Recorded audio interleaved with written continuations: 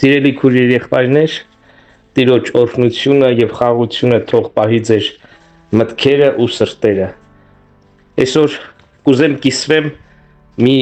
նման թեմայի մասին, որը կոչվում է եկեղեցու սպասավորները։ Այսինքն այն ծառայությունները, որոնք Տերը անվանում է ռուսերենով դուշապապիչիտելսկի, հայերեն հոգեբարձու, այսինքն ծառայություններ, որոնք Տիրոջից ունեն կանչվածություն, ունեն շնորհ, այսինքն ընդունակություն, որպեսզի Աստծո ժողովրդի մարդկանց համար հոգ տանեն։ Այսինքն նրանց ծառայությունը ազդում է ոչ թե մարդկանց տնտեսականի վրա, հարստության վրա կամ առողջության վրա, առաջի հերթին հոգեբարձուի ծառայությունը ուղղված է դեպի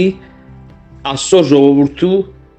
ժողովրդի հոգևոր առողջության համար, որպեսզի նրանք ունենալով խոսք առաջի հերթին, օծություն, աղոթք, հոգատարություն, մի խոսքով Տիրոջից ունենան ընդունակություն, որ հոգևոր կարիքները լրացնեն, փոխանցեն Աստծոց դեպի Աստծո ժողովրդին ու ամեն անհատին։ Ինչի ասա պետք, որովհետև Աստծո ժողովուրդը կարիք ունի ժամանակին խոսքի, կարիք ունի աղոթքի, կարիք ունի հոգատարության, մխիթարության, եւ այդ ծառայությունները կոչվում են հոգեբարձու ծառայություններ, այսինքն հոգու համար հոգ տանող ծառայություններ, եւ նրանք ունեն շնորհ այդ ծառայության համար։ Տիրոջ խոսքի մեջ գրված է ծառայությունների մասին, որոնք կոչվում են առաքյալներ, մարգարեներ, ավետարանիչներ, հովիվներ եւ ուսուցիչներ։ Ասեմ ձեզ, որ հովիվները միշտ ուսուցչու ծառայություն ունեն։ Օրիգինալի մեջ հովիվներ, ուսուցիչներ գրվում է հովիվ ուսուցիչներ։ Այսինքն մեկը կարա ունենա ուսուցչի ծառայություն, բայց հովիվ չլինի։ Բայց եթե Տերը կանչել է հովության, նա ուսուցչի ծառայություն անպայման ունի, որովհետև հովիվը առաջի հերթին հովիվն է կանչված սովորեցնելու եկեղեցու ծառայության համար։ Կուզեմ մի փոքր այս մասին կիսվեմ։ Գիտեք, սիրելի քույրեր եղբայրներ, Տերը հովիվին կանչել է եւ նրանից խոսք ա վերցրել։ Հիշում եք Պետրոսին ասավ Սիմոն Հովնանի որդի, սիրում ես ինձ։ Ասավ այո։ Եվ Տերն ասեց արածեցրու իմ ոչխարներին։ Հետո էլի հարցրեց, Պետրոսը ասեց այո, ասավ արածեցրու իմ գառներին։ Հետո էլի հարցրեց, ասեց այո, սիրում ես ինձ, ասեց այո, ասեց արածեցրու իմ ոչխարներին։ Հայերեն եւ ռուսերեն թարգմանությունների մեջ կարծես թե կրկնվում է, բայց իրականի մեջ թարգմանության բնագրի մեջ գրված է սիրում ես ինձ, ասում այո, ասում իմ ոչխարներիս հսկիր,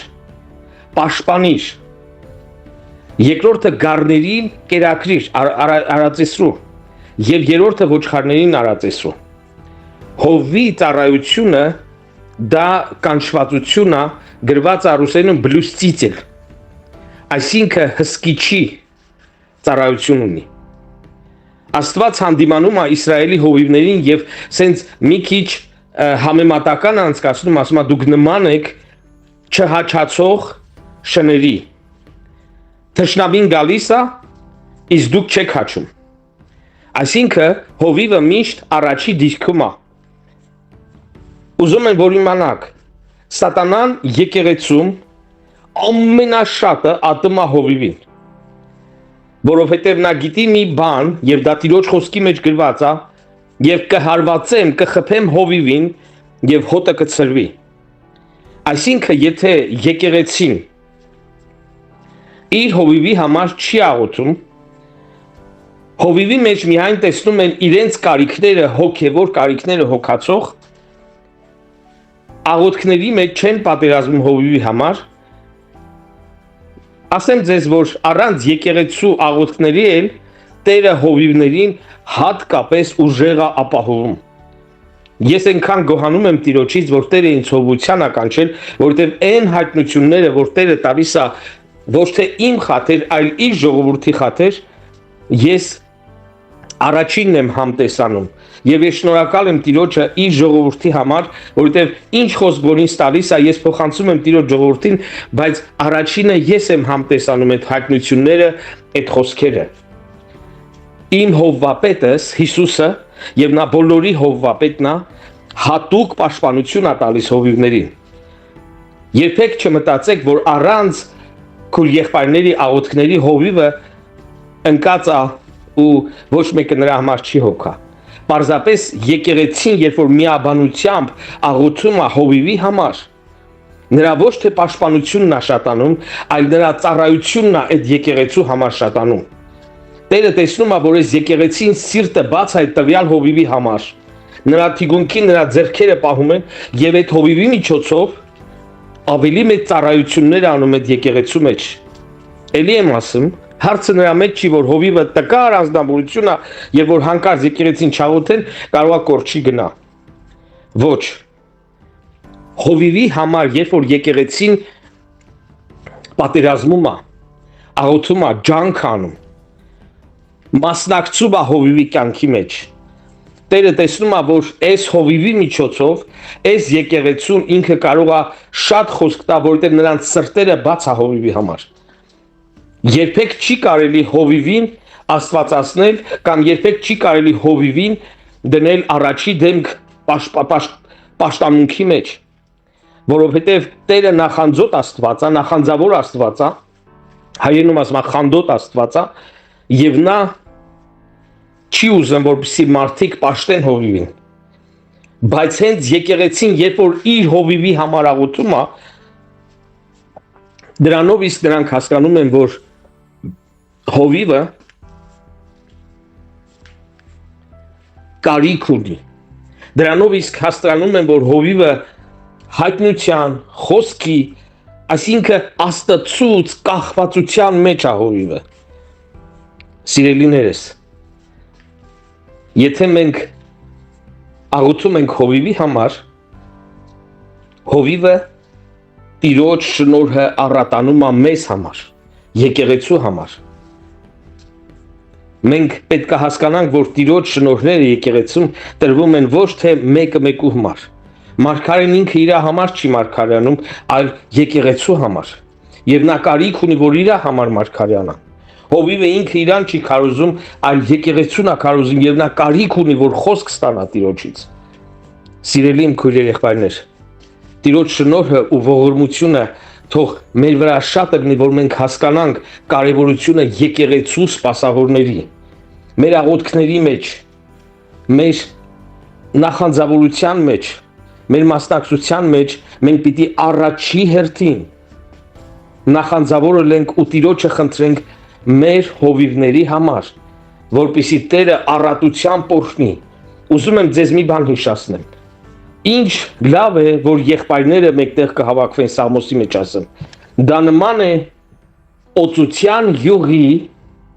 որ գալիս է Ահարոնի մորուքի վրա եւ իջնում է այդ յուղը միջև հանդերձների վերջը։ Ես չեմ ուզում հիմի այդ Սաղմոսը կարդամ, չնայած կարճ Սաղմոս է, բայց ուզում եմ ձեզ հիշեցնեմ, Ահարոնը Մովսեսի շուրթերն էր։ Եվ հենց այնեն չի ասվում, որ այդ յուղը իջնում է սկզբից Ահարոնի մորուքի վրա, շուրթերի վրա ու կամած իջնում է մինչև հանդերձների վերջը։ Տիրոջ օծությունը գալիս է հովիվի միջոցով եկեղեցուն։ Հիսուսը հենց այնեն չասավ, ով որ ձեզ ընդունի, ինձ ընդունում։ Հիսուս աշակերտներին ասավ, ով որ ձեզ ընդունում, ինձ ընդունում, ով որ ինձ ընդունում, հորն ընդունում։ Աստծո օծությունը իջնում է եկեղեցու վրա, եթե եկեղեցին այդ հովիվին ընդունում է, եթե եկեղեցին այդ հովիվի թևերը ամրացնում է, եթե եկեղեցին այդ հովիվի համար նախանձավոր է, աղոթում է, հոգատարություն է ցույց տալիս։ Սուրբ Հոգին իջնում այդ հովիվի վրա ու այդպես ամբողջ եկեղեցին միջև եկեղեցու վերջի մարդը այդ ուսուցությունը գնում է։ Իսկ այն եկեղեցուն, որտեղ որ հովիվը պարզապես իրանց համար ինչ որ մեկն է, որ գալիս է ինչ որ բաներ է խոսում, նրանք իրանց սրտի մեջ չունեն ոչ մի զգացմունք այդ հովիվի նկատմամբ, ոչ մի բան չի կատարվում այդ հովիվի միջոցով եւ եկեղեցու համար։ Սիրելի քույրեր, եղբայրներ, մի բան էլ ասեմ։ Շատ եկեղեցում բաժանումներ լինում են, որովհետև մարդիկ հեշտությամբ հովիվին չմոտենալու մոտենում են կարծես թե փորձառու քրիստոնյաներին, որոնք որ այսպես ասած ավելի ճարտար են խոսում։ Շատ անգամ քրիստոնյաների համար ով որ մի քիչ բողոքող բնավորություն ունի ու Աստծո խոսքը ճկուն տիրապետում է, մտածում են, որ սա հոգևոր մեկն է։ Պողոս առաքյալը ասում է հետևյալը. Ես ձեզ գրեցի եւ հիմի էլ հիշեցնում եմ, որպեսզի նմանվեք ինձ եւ լսեք ու նմանվեք նրանց, ովքեր ում վրա տեսնում եք մեր ապրելակերպի պես ապրել։ Ես կարող եմ շատ հեշտ այդ համարը գտնեմ ու ցույց տամ, պարզապես ես ձեզ իմաստ այդ խոսքի բացատրեմ։ Պողոս առաքյալը շեշտում է, որ եկեղեցիները ամեն ծառայողի չընդունեն, եթե չեն տեսնում, որ այդ ծառայողները Պողոսի նման են վարվում ու ապրելակերպը նրանց,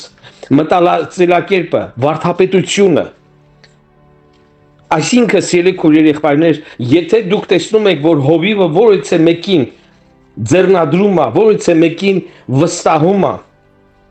դուք աշխատեք, եթե հանկարծ հովիվին չեք կարողանում դիմել ինչ-որ պատճառով, ժամանակի կամ ինչ-որ պատճառով, դիմեցեք նրանց, վստահեցեք նրանց, ում որ հովիվն է վստահում, ոչ թե նրանց, ովքեր հովիվի դեմ են խոսում։ Գրված է, որ անիծյալ լինի նա, ով իր հոր նմորը կչարախոսի։ Հովիվը ոչ թե եկեղեցու հայրն է, այլ հայրական ծառայություն անողն է։ Ու մենք պետք է նախանձավոր լինենք ու աղոթենք, որպեսզի Տերը մեզ իմաստություն տա ու Սուրբ Հոգու զորությամբ օգնի, որպեսզի մենք ավելի շատ աղոթենք ու Տիրոջը խոսքին համաձայն։ Ես այդ մասին արդեն բացատրել եմ, որ Տիրոջ խոսքը պետք է լինի եկեղեցում համար առաջին։ Այն եկեղեցիները, որոնք հովիվին աստվածացնում են եւ պաշտամունքի առարկա են սարքում, այդ եկեղեցիները քանդվում են։ Բայց երբ որ տեսնում եք, որ եկեղեցու մեջ հովիվը ինքն է Տիրոջը նախանձավոր, այդ դեպքում եկեղեցին պիտի փնտրի Տիրոջ երեսը ու խնդրի աղոթի հովիվի համար։ Սուրբ Հոգին թող բացի մեզ, որ Տերն է տվել հովիվներին ու սպասավորներին։ Եթե դուք տեսնում եք, որ որից է մեկը հովիվի մասին մի փոքր անգամ վատ բան խոսեց, ինձանից ձեզ խորհուրդ, հեռացեք նման մարդուց, որովհետև Տիրոջ օծությունը գալիս է հովիվի միջոցով ու իրեն շրջապատող նրա թևերը ամրացնող մարդկանց միջոցով։ Հիշում եք Կորխը, Աբերոնը, մի քանի մարդիկ կային, որոնք Մովսեսին հայտարարեցին, ասեցին, հերիքա բոլա, ժողովուրդը սուրբ է եւ Աստված էլ մեր հետ է խոսում։ Եվ Մովսեսը ասավ, եկեք կանգնենք դեմ առ դեմ եւ թող Տերը դատի։ Չեմ ուզում ամբողջ պատմությունը պատմեմ, եւ մենք տեսնում ենք, որ երկիրը բացվեց եւ այդ Կորխը, Աբերոնը, բոլորը իրենց տներով, ովքեր նրանց կողմը կանգնեց, մենակ նրանք չէին, ասավ ով որ նրանց հետ է թող գնա, եւ ովքեր նրանց կողմը կանգնեց, բոլորը խորտակվեցին։ Էլի եմ ուզում շեշտեմ, սիրելի քույրեր, եղբայրներ, կուրորեն չի կարելի հովիվին ամենը չեմ լսել։ Միշտ պետք է համապատասխանի հովիվի խոսքը, ապրելակերպը Տիրոջ խոսքի հետ։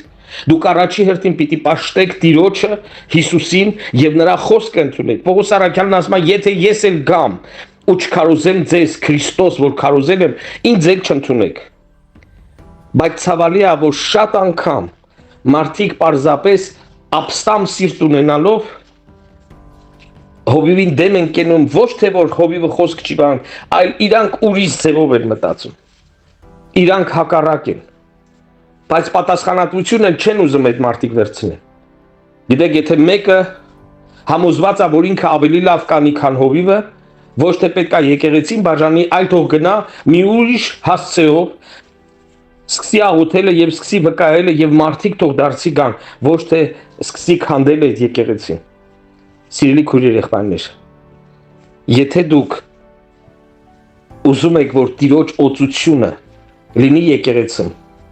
աղոթեցեք, որ Տիրոջ շնորհը ու օծությունը ավելանա հովիվի վրա եւ նրան շրջապատող, նրա հետ համախոհ, հոգեվոր իմաստով համախոհ եղբայրները, քույրերը, որոնք նրա ձեռքերը ամրացնում են, որոնց ինքը վստահում է եւ այդ օծությունը պիտի գա հովիվի վրա, նրա այդպես ասած կամանդի վրա ու պետքա գնա ամբողջ եկեղեցում։ Թող Տիրոջ օրհնությունը ու զորությունը լինի ամեն մեկի հետ, սիրելի քույրեր, եղբայրներ։ Հույսով եմ, որ ես շատ կարճ այդ մասին մի քիչ կիսվեցի եկեղեցու ծառայության հետ կապված։ Ինչ ծառայություններ են լինում եկեղեցում։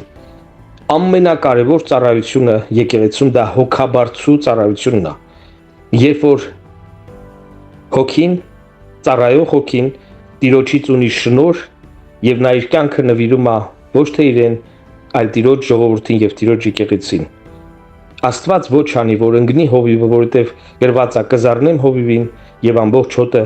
կցրվի։ Տիրոջ օրհնությունը լինի ամեն մեկիս հետ, որպեսզի երբեք մենք դա չճաշակենք։